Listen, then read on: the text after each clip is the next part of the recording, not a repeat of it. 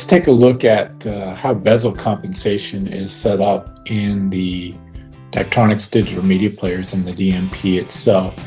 To get to that capability, we have to go in and go to the Daktronics, the DMP utility screen. This is not something that we typically encourage customers to do, even provide easy access to. So you basically log into the player. You get a little dashboard here. This is mostly for troubleshooting and internal purposes.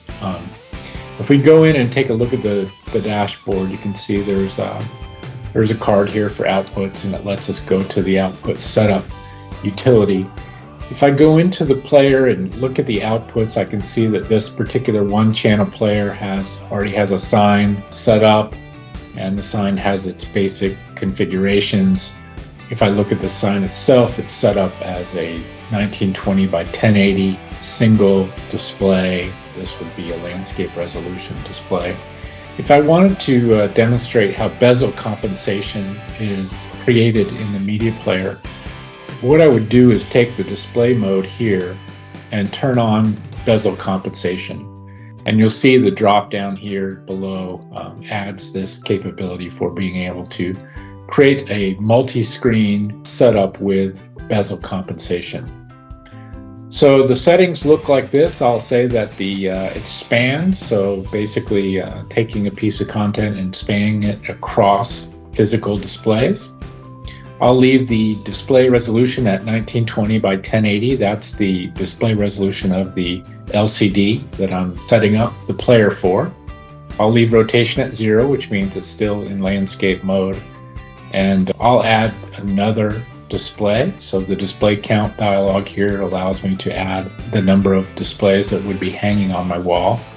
And so when I add that, you'll notice that the gap size down below is enabled and allows me to put in a gap size. So this gap is basically the gap between the displays and allows me to go in and set up the bezel compensation. So in this case, the display itself is a 55-inch display, and the 55-inch display that we sell here in this case has a 10mm bezel.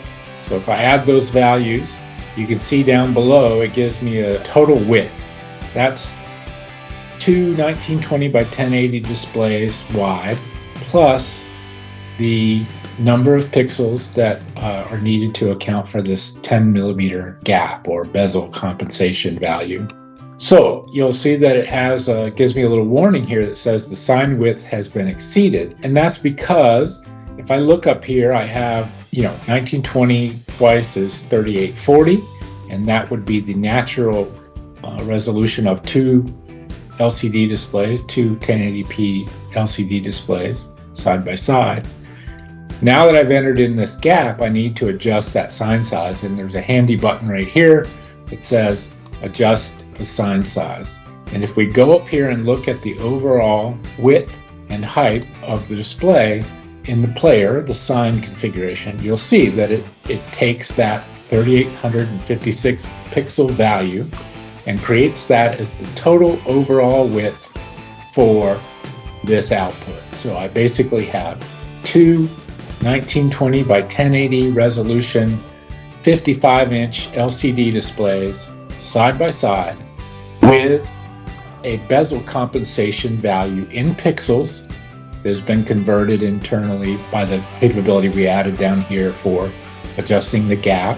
So when I added 10mm, it calculated the number of pixels I would need to account for, added those to the total overall width, and now gives me a total width for the sign of 3856.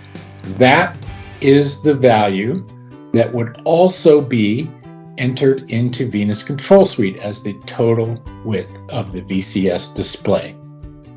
So this is how bezel compensation is calculated. If I add a different value in here, let's say it's a 20mm spacing, you can see that it's going to now exceeded the sign size I set up before. Again, I would adjust the sign size, and here's my new calculation. That would be the width that is entered into BCS as the overall display width. Like I said, this is primarily for troubleshooting information and understanding. Players are configured with bezel compensation as necessary, already part of the configuration and the profile for the media player.